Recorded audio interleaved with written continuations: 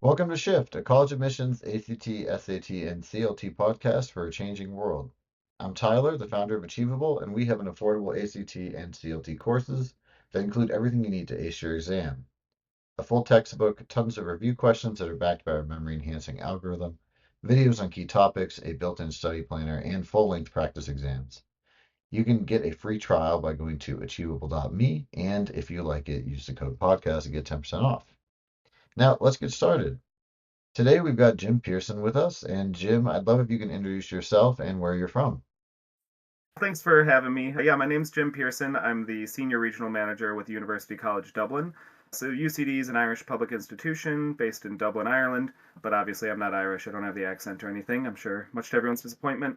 But I live in the Chicago suburbs. I've been based regionally in the US with UCD for about 10 years now, and I work in recruitment and admissions. I work with North American families from the US and Canada and students that are looking for an international education. So a lot of undergraduate, graduate, and study abroad students that are looking to go abroad and find something a little different. And most of my time is working with those students that are looking to do a full degree internationally and go abroad for their studies, which is a more rare option for US and Canadian students, but it's still a great opportunity to do something a little different and still get your education. So that's what me and the team in North America do. We have 7 people that are based full time in the US that work with UCD.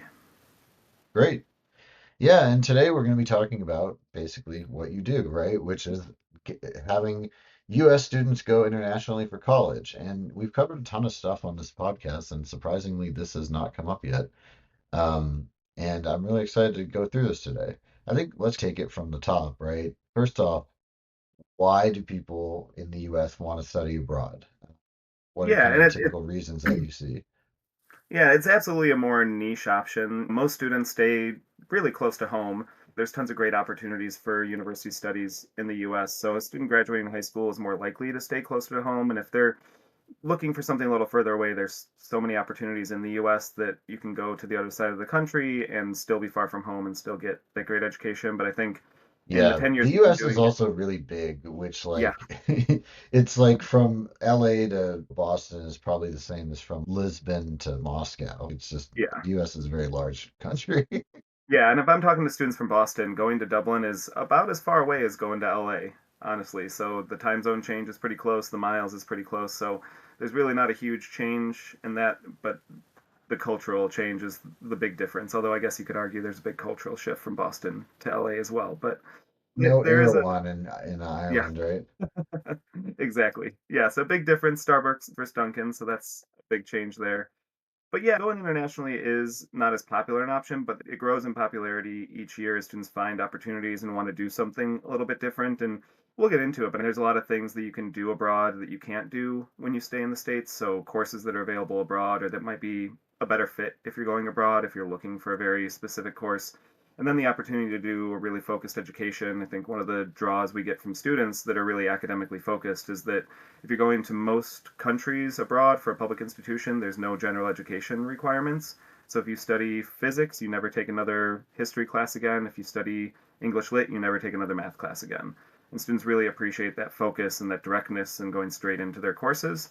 So we end up getting a lot of students that are very academically motivated, that are looking for something very specific and want to dive right into their subject. So there's that, and then just getting away from home and getting to experience something else and jumping into something that's a bit different is a huge draw.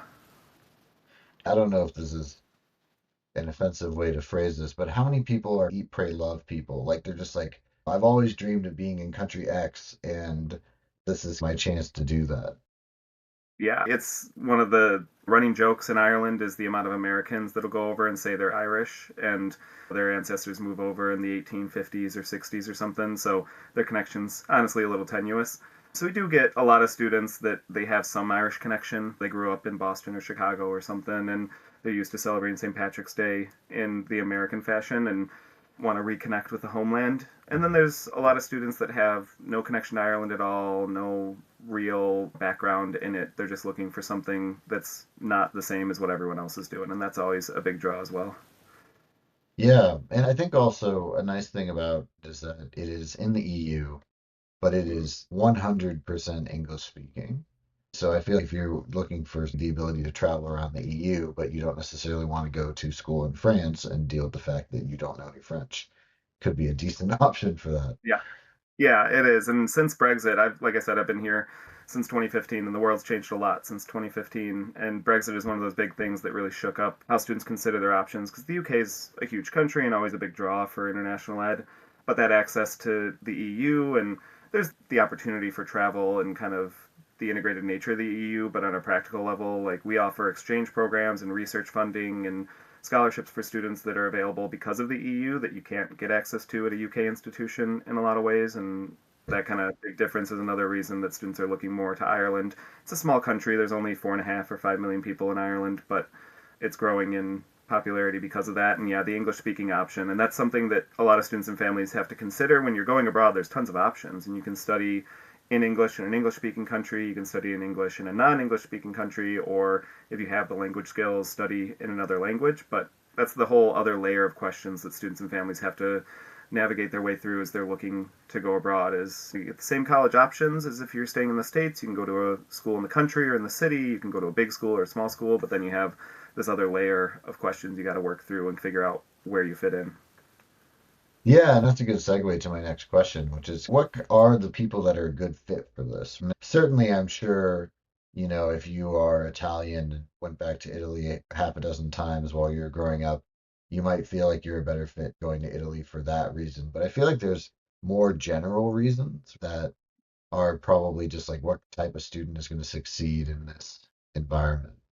Yeah, and I really like the kind of soft skills or personality aspect of it. You do have to be an independent student. You have to be able to kind of take risks or be outside your comfort zone, and that feels like it should be a given. But it's every year talking to students that think they want to go abroad and then realize how far away from home it is, or that they're going to miss their cousin's wedding, they're going to miss homecoming, they're going to miss all these things they think they could do if they were going to school closer to home. Then, those students naturally figure out that it might not be a good fit. So if you're going abroad, it is far away. You are going to come home for winter break and summer break, and really that's about it for a few years. And for some students, that's what they want. They want that distance, but if you don't have that, it's a hard fit.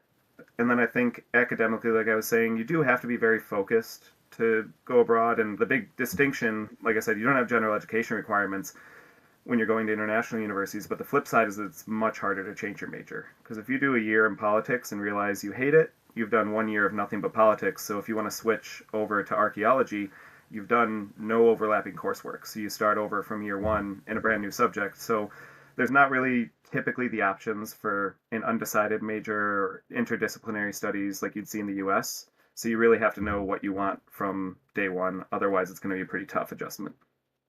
Yeah, that makes a lot of sense. And anything like personality wise that you would like you mentioned kind of students that want to get away and that makes Mhm. sense, but anything personality wise that you think it makes people more suited to study abroad?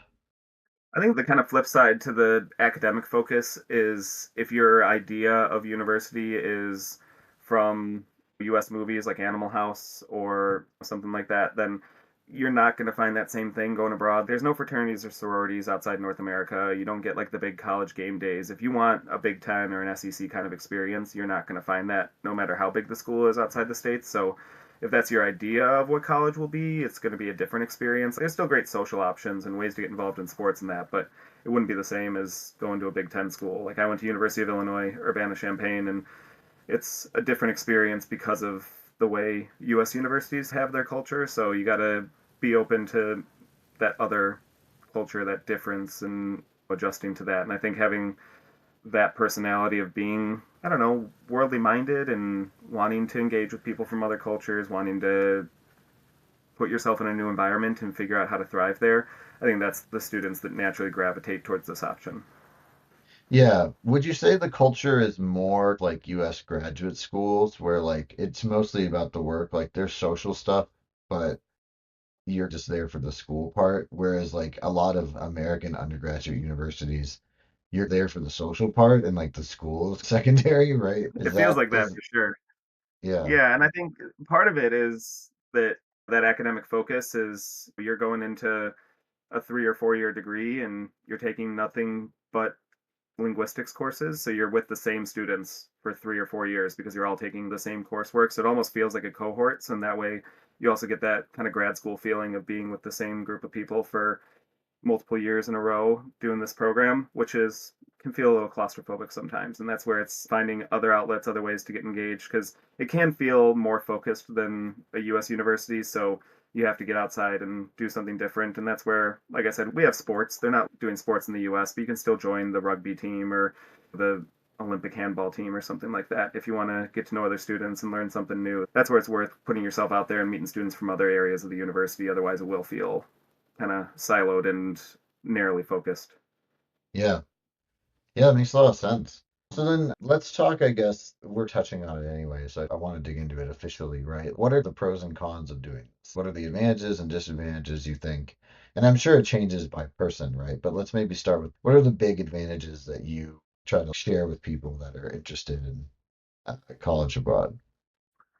There's a ton of opportunity that you have going abroad, and it comes through in a few different ways. Like I said, there are some courses you can do internationally that you can't do at an undergraduate level in the States. In Mhm. Europe, it's very typical for medicine, veterinary medicine, law, physiotherapy, all these graduate professional courses to be undergrad courses. So UCD has a 6 year medicine course that you just start directly out of high school. We have a 5 year vet med course. We have a 4 year law degree, and you do that as your undergraduate major. So instead of doing pre-law, pre-med, or something like that, you go straight into the course, and it saves you time, it saves you money, it saves you the headache of going through multiple different programs to get to your end goal. So you just dive right into it. The downside for that is if you want to end up practicing in the US or in Canada, wherever you're coming from, if you want to come back home and practice, there's usually a few more hoops that you have to jump through, and it can be a bit tougher to get certified or to get licensed or whatever it is if you're doing a professional program. So you have to navigate that and figure out if it's the right fit for you. Like law is a perfect example because it's all based on state bar associations, and there's 51 different jurisdictions in the US, and each one has different rules for how to bring back a foreign law degree. And New York is very liberal with it, and other states are less liberal with it, so it can be easier or harder depending where you want to go back to practice. So that's one of those things where it's, And yeah, it's like you have to learn the laws of the place that you're in. I yeah, our mean, students do a lot of something, EU law, Irish law, which maybe won't help them when they come back to New York or California or something. yeah, maybe New York, you could work at some office Yeah. that's dealing with EU regulations, but like that's, yeah, it's starting to get narrow. Mhm. Yeah. But there are plenty of other things also, like medicine, where probably the way that they teach about red blood cells is the same in both to an extent. Yeah. Yeah, exactly. And it really is a focused degree. The pro being that you get to go straight into it, the con being, like I said, there's less flexibility. Like, you got to know that you're going to be a doctor if you're going to commit to a 6 year med school program at 18 years old. And if Well, and you like you want to be a said, doctor there's no because, overlapping coursework, so if you decide you Mhm. don't want to be a doctor, you've got to go back to square one. Yeah, exactly. And I think we've seen enough students that think they want to be a doctor because their family wants them to be a doctor, and it's really not their own passion, and you don't get the runway to figure that out by doing a pre-med course first. So it is really something that needs a lot of focus and making sure students are committed to it. But then the other benefit too is you finish school faster. You can finish university faster. So med 6 years instead of a total of 8 in the U.S. Even our standard degrees, our art history degree is 3 years, our business degree is 3 years. So you can go through these courses a bit quicker because you're not doing all those gen ed courses. So you get to finish it a little bit faster. Something that always comes up is students wondering about getting jobs, of course, and connections, or they're not going to have the same kind of alumni network if they go abroad as if they stayed somewhere closer to home. And it's true. If you're from Chicago and you go to University of Illinois or Northwestern, like, you get a huge alumni network you get to tap into, which you don't have if you're going abroad. The flip side to that, though, is if you're applying Well, to is it a that you job. don't have it in the United States, or is it that you don't have it at all? We don't have it in the U.S. We do have an alumni chapter for UCD students in Chicago, but it's obviously much smaller than you get from a U.S. university. So if you're staying in Ireland, if you're staying wherever you're doing your studies, then you'll have a huge alumni chapter. You'll have huge connections to other alumni, but it won't be the same if you're coming back home because it's going to be a smaller population. But being a U of I grad myself, if you apply for a job in Chicago, 50 other people also are U of I grads. So you don't really stand out, or it takes a lot more to stand out. Whereas when you're applying for a job with an international university as the top line on your resume, you stand out immediately. And it kind of showcases both that great unique aspect to your application and also all those soft skills employers want, like flexibility and willingness to take risks and ability to work with people from different cultures. You're showing that off through your degree immediately. So that's another way to stand out. So those pros and cons exist, but I think they balance each other out in a lot of ways. Students and families have to be aware of these pros and cons in a different way than if they're looking at U.S. universities. Yeah, and I think that there's quite a lot of structural advantages to going abroad. And what I mean by that is that the US university situation has gotten so competitive, like it's insane how every colleges with acceptance rates in the 20s and 30s a decade ago are now in the single digits, and that's true all over the place. Like you mentioned, the Mm-hmm. University of Michigan earlier. It used to be that if you were a valedictorian in Michigan, you were going to go there. Now it's not even really true Mm-hmm. anymore. Something that I've heard basically that there are equivalently reputationally ranked schools abroad that are easier to get into than US schools. Yeah, that's absolutely true. We can have a whole separate discussion on ranking systems and what they mean and their own pros and cons. But if you put stock in rankings, if you want kind of reputation generally, you can get into an equivalently higher ranked university or one of the top 100, top 150 universities in the world. It's much easier to get into abroad because of the different application pathways and the way applications are reviewed internationally are so different, and the demand for places is very different. And I think that's another pro and con if we get into the admissions talk and what it takes to get in. I think the benefit in most cases going abroad is that admissions requirements are much more transparent. You can see on a lot of universities exactly the grades you need, exactly the test scores you need to get in. And most students, if you get over that, you get in.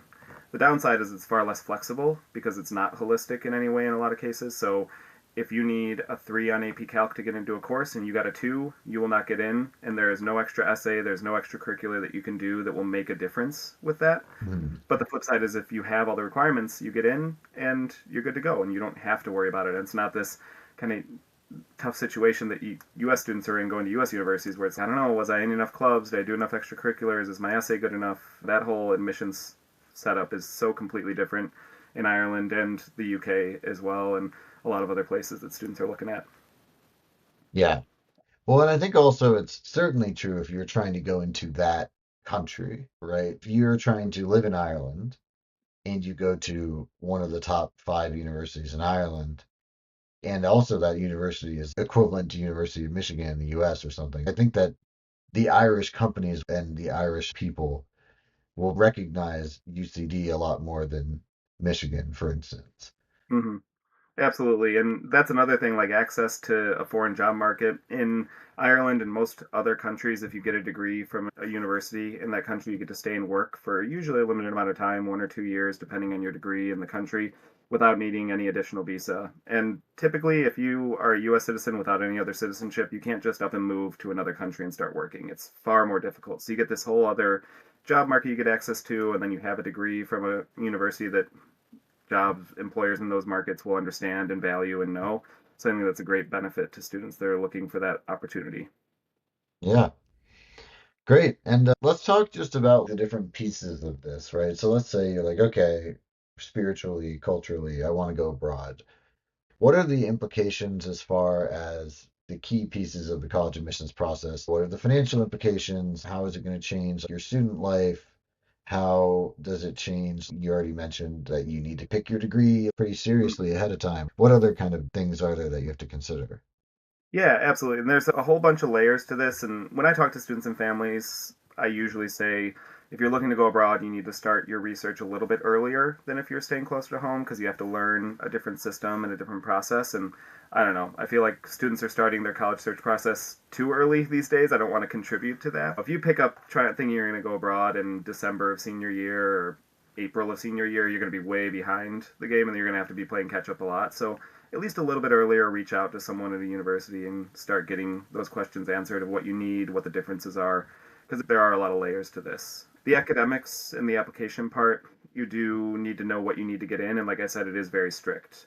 It's different in every country, but like at UCD, we don't, for most of our courses, we don't read essays, we don't look at extracurriculars, we don't read letters of rec. We don't consider them, they're not accepted, it's not a part of our application. We look at high school Oh, wow. GPA and any test scores that a student has, and that's it. So if you have the right combination, if you have a 3.5 unweighted and a 1200 SAT, and that's what you need to get in for the course you're applying to, you get in, and that's all it is. It's as simple as that. And then if you don't have that, you will not get in, and there's no flexibility there. So that's why it really is that kind of What if transparency you and have twice as many people than you typically have in a given year? At that point, do you have to turn half of them away, or do you literally double the class size? So at least UCD, we're rolling admissions, so we'll accept students until we might reach capacity for a given course, and then we close capacity after that. And we're full on this particular course. Like our architecture course is full. If you want to come to UCD still, apply to engineering or apply to city planning or something like that. So that rolling admissions gives us that flexibility to say, sure, you're in. And we do have a priority deadline. If students apply by December 1st, they get their equal consideration and make sure that they have the opportunity for the course they want to go into. But we're rolling most universities abroad. It's very typical to see a rolling admissions process because of that.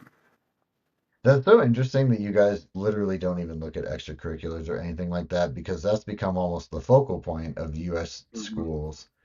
And in part, it's because US high schools have had such grade inflation over Yeah. the past, call it 20 years, that like we need extra things to try and tell who's actually good. And I'm curious, number one, how does the grade inflation affect you guys, right? Because that's one of the two data points you're looking at, and it's like very important. But if it's getting easier and easier for US students to hit a 4.0, then what do you do? And the Mm-hmm. second thing is, does that mean that if I'm the kind of person that's just very academic and I don't want to be the president of the chess club and don't care, that I would be better served by going abroad? Yeah, for that second point, absolutely. If you don't have this extensive resume, or I see students these days that start nonprofits or publish research or something, and I'm like, when I was a high schooler, I was not thinking about that, and I Oh never yeah, would I have gotten mean, I to we've go had into it. high school students apply to our internship program with like their published authors. I'm like, okay, Yeah, cool. I'm in my late 30s. I have never even touched this. Yeah. The philosophy or kind of the idea behind it is that international universities are looking for your academic suitability to the course you want to study, and that's it. So Mhm. more universities will look at just your math and science grade if you're going into a STEM course, or just your humanities grades if you're going into arts and humanities course, because we don't care if you're good at math if you're studying English lit. You're never going to take a math class at our university. So we don't need AP Calc or whatever it is to get into it. So I think there's that part where it's that focus on your experience in the field you're going into is what the importance is. To the first part with grade inflation, it's like my Irish colleagues are generally like blown away at the decentralization and lack of standardization in US education. It's like a high school a mile away from another school could have a completely different grading scale.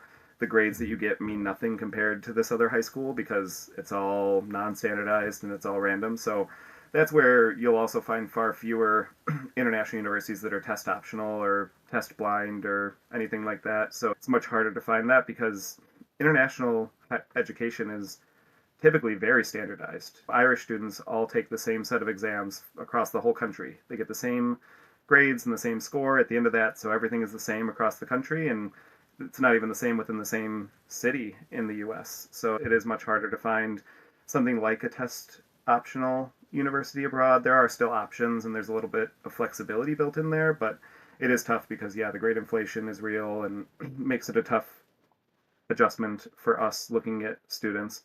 I think a funny thing with that is that our students come over and they're used to getting straight A's because that's the standard. They're good students, and if they don't get an A, if they get an A minus, it's like the end of the world. And grade inflation is not at the same level abroad. So a Mhm. standard good grade at UCD is a C, and you get a C, and it's great. You did awesome. Or standard good grades in the UK can be a 65%. And if a Mhm. student in high school now, like one of those high achievers, got a 65%, they break down because they're not used to that kind of rating scale and how it works. So it's an adjustment for students when they come over. That it is operating in a completely different environment, and the scale is very different. Yeah. Yeah, and that's also good to know. I'm curious then, what are the differences in the financial implications for going abroad? Like, I would imagine that, and maybe I'm just assuming things here, but I'd imagine that it's a lot cheaper. Yeah, I think the biggest myth that I have to confront with students and families is the first one, is this a real degree? And yes, it is a real degree. There are non reputable institutions abroad, just like there are in the States. But yeah, if you're going to a public school abroad, it's going to be a real degree that you'll use for something in the future. And then the big myth is it's going to be way too expensive for anyone to consider. And I think most of our degrees and most universities that I know of, we'd be competitive financially with out of state options, with private universities. We wouldn't necessarily be competitive with your local in state school, but maybe, depending on University of Michigan and University of Illinois, are expensive in-state options even now. So in some cases, we might be a bit more competitive. UCD's total cost of attendance for a full year at UCD, depending on the exchange rate, can be around 40 to 42,000 US dollars a year for tuition and room and board and books and travel and all that, which is not nothing, but still considerably less than a lot of out-of-state schools and a lot of private schools these days. So I think that's where most students that are looking at us are also looking at out-of-state options. So it's within their realm of possibility. I think the big difference is there that international schools typically wouldn't do need-based scholarships, so that's pretty rare. You'll see a lot of merit-based scholarships, and that's what we offer as well. And then your funding options will look different if you're looking at kind of grants and loans. Like UCD and a lot of schools accept U.S. federal loans, so you can fill out the FAFSA, send it to us, and you can use direct subsidized, unsubsidized Parent Plus loans with us now. But the federal government won't allow grants to travel abroad, so like the Pell Grant can't be used at international universities. So students that are relying on that wouldn't be able to use that to make up any of the difference. Mhm. Yeah, that's a good overview. You mentioned that the 42K. I'm curious, is it more common or less common than typical US universities for students to live in like campus housing versus like stuff immediately outside of campus housing? And then how's the pricing compare? Because like at US universities, the on-campus dorm housing is often more expensive than like a local apartment. Yeah, I think there's big differences there in shocking and good and bad ways. Most students going abroad will be able to live in on-campus accommodation their first year. Like a lot of international schools like UCD, we prioritize these first-year undergraduates because moving to a new country, finding an apartment to live in, and all that at 18 years old is a big shock, and we try to avoid that. So you live on campus with us your first year. It's far less common to find that universities would offer 4 years or like your full degree. You can live on campus, and there's usually no requirements to live on. You can if you want to, but if you have an aunt that lives in Dublin, you can live with them too, and that's great as well. The biggest difference is that it's far more common and pretty typical. Like at UCD, all of our accommodation is single room apartment style. So there's no shared rooms, there's no bunk beds, there's none of that. So that's a great benefit is you don't have this shared room. There's no triples or quads or anything like that. The big flip side is that it's very atypical to find anything like a meal plan. So you have an apartment at UCD, you have a kitchen with your apartment, you share it with your roommates, and you cook your own meals. And if you don't want to cook your own meals, you go out to a cafe or a restaurant or something on campus and grab something. That kind of all-you-can-eat buffet meal plan system that a lot of big U.S. universities have doesn't exist abroad, which does bring the cost down because you're not paying for this big meal plan. You are paying for your own groceries and all that, but I think typically our accommodation is about in line with what you might pay somewhere around Dublin. It can be a little bit less, it can be a little bit more, it depends on what you're looking at off campus. Yeah, great.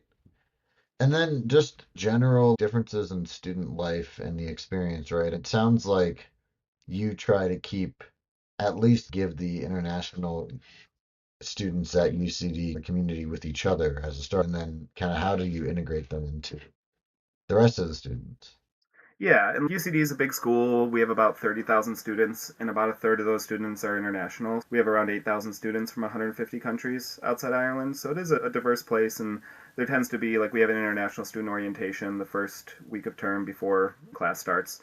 So you get that opportunity to get to know other international students and get that community. I think full degree students tend to integrate pretty well with the Irish students as well because we're 70% Irish. So you get to know the other Irish students in your class and in your dorm and wherever you're living pretty well. I think, like I said, the way to meet students and have a life outside of your academics is to join a club or society, and that's like our student orgs that you'd see at a U.S. university.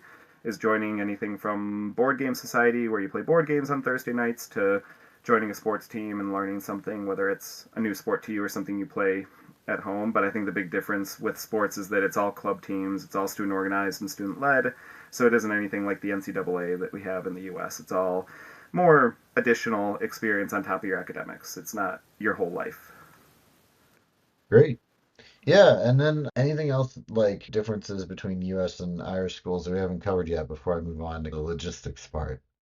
Yeah, I think the other big benefit of going abroad, whether it's Ireland or another country, is that student life experience you get is traveling and experiencing the rest of the world. Like I said, I went to school in Illinois, and my weekend trips were to Peoria and Indianapolis. And the students I work with going to UCD, their weekend trips are to Barcelona and Paris and London. So it's a pretty different experience. And your Hmm. weekends, your break and stuff, you really get to experience the rest of the world. And I think that benefit as well is shows up in your academics. Like our architecture students do spring break field trips to Paris or Rome or Athens to study architecture in person. So all these things that you would want to do and see and experience in person, you can do that because it's right there. If you're studying history or archaeology, Europe's an incredible place to be because you get all that real life history and archaeology right in front of your eyes instead of through a textbook or a PowerPoint slide. So I think that's a benefit students love when they do get there, is they see that everything's so much closer because Europe is so much more accessible. Yeah, that's really cool. But yeah, so then let's say you're sold. How do you do it? How do you get started? Kind of what processes do you need to go through that you wouldn't typically need to go through? Are you still taking the SAT and ACT, or are you doing something else? And what is the timeline when you should really be working on all this? Yeah, it is in a lot of ways very similar to applying to U.S. universities. You're going to need a lot of the same things, transcripts and copies of test scores and things like that. You usually will apply fall of senior year. So UCD's application opens October 1st. A lot of universities I know will open applications in September, October, November, somewhere around there. Big differences compared to the US is there's no early action or early decision kind of application process. It really is usually rolling or one deadline. And like I said, it's easier because you don't have to worry about this extra application essay or anything else that you might be doing. It does vary a bit by country. UK has a very specific application platform called UCAS where you apply to up to 5 UK schools with the same application, and you do need to have an essay to apply to those universities, and it'll be a bit different at each institution, but I think you'll generally find that you'll apply sometime in fall, early winter of senior year. Usually results are released within a month or two after submitting applications.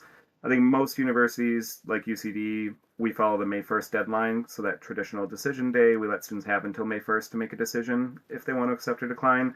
That's not the case everywhere, so you might get into a situation where a university expects you to make a decision in 2 or 4 weeks, which is maybe typical for that country or institution, but a bit faster timeline than a student might be used to here. So that changes a lot, and I think another benefit is a lot of international schools are on Common App. UCD is on a Common App. There's a few other, I think 3 other Irish universities that are, and a bunch of UK and other international schools are. So if you're looking abroad, that's a good first place to start. Most international schools are not on Common App, so it's not the only place you can apply, but it is a good start. And if you're already using Common App for US schools, it makes it easy to make the application pretty straightforward. Great. Yeah, and then what's the timeline? How does it compare to the normal US admissions timeline? Yeah, it is usually a bit faster, I think, in some ways. So we do return decisions pretty quickly. UCD aims for 4 to 6 week turnaround. I think that's different in every country. But it can be faster because we're not doing these kind of admissions committees. We don't have the essays to read, so it is just based on your academics. So it can be a pretty quick turnaround. It varies a bit by institution. I think something that's always worth bringing up when you talk about timeline is that it is very similar when you're looking at Europe or even if you're going closer, like Canada. I know a bunch of colleagues that work for Australian and New Zealand institutions, and because they're flipped calendar, flipped seasons, everything's very different there. So if you're looking to go to Australia or New Zealand, something a bit further away than even Ireland, then you should definitely reach out to the institutions to see what their academic timeline looks like because their summer is our winter, so their first term usually starts in February or March. So if you're graduating high school in May or June, you might take a 6 month kind of gap year, gap semester before you start your term. So that is another complication that is one of those things that's, yeah, research that a little bit early, figure that out if that's a good fit for you and know what you're getting yourself into. The other thing that I bring up for Irish universities in particular that always throws American families for a loop is that Irish students that apply to Irish universities don't find out what university they get into until mid-August, about 3 weeks before term starts. So Oh my they, God. yeah, it is completely mind blowing to us from our perspective, where students want to know what school they're going to 10 months before term Do you starts. know you're accepted at all? Nope, you have no indication really. Like Irish students take their exams called the Leaving Cert exams in May, end of May, so right around now, early June, and then those grades get posted in August, and then depending on the grades that you got and the courses you applied to at the different universities, you get into your first or second preference or third preference, or it goes down the line depending on what grades you got. So it's all based on those grades that you got in the exams at the beginning of summer. So yeah, students have no idea where they're going to school until about 3 weeks before the first day of class, and then it's like a mad rush to move and get housing and get registered for classes. So I tell our students everything happens so much later when you're going to school in Ireland than it would if you're going to school in the US. People that going to school here, they might register for their classes in June or July or something like that. And our students register for class like August 30th, 31st, September 1st, 10 days before term starts. So it's a very different kind of timeline with that because everything is delayed because the Irish students are a very different schedule than we are.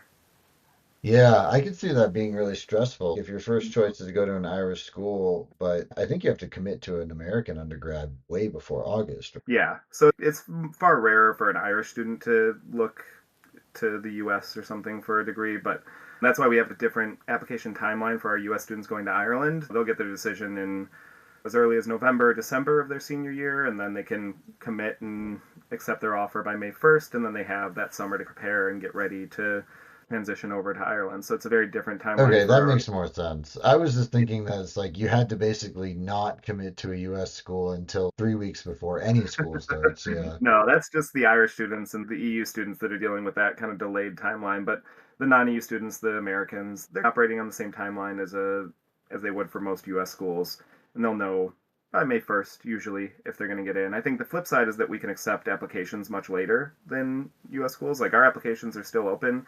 They'll be open until August, really. If a student very last minute changes their mind or decides they really did want to go to Ireland and didn't commit to it until now, they could apply for a course in June or July. Some of the more popular courses might be full by then, but there would still be options for them if they wanted to apply late because we do have that extra flexibility. Very cool.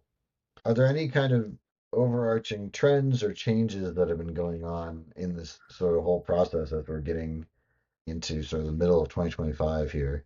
There's huge changes, even kind of long term over the 10 years that I've been in the field.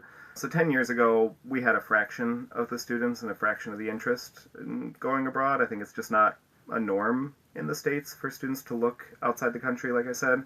But every year we're out on the road and we go to high schools, we go to fairs, we meet students where they are, then it grows in popularity. And then as a student sees one of their friends go abroad, then they realize maybe that could be for them too, and it snowballs from there.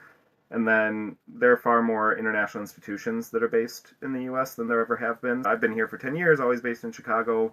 Most international schools fly people in for a few big fairs every semester, but now there are probably 50 international universities that have full-time reps based in the US or Canada to work in North America.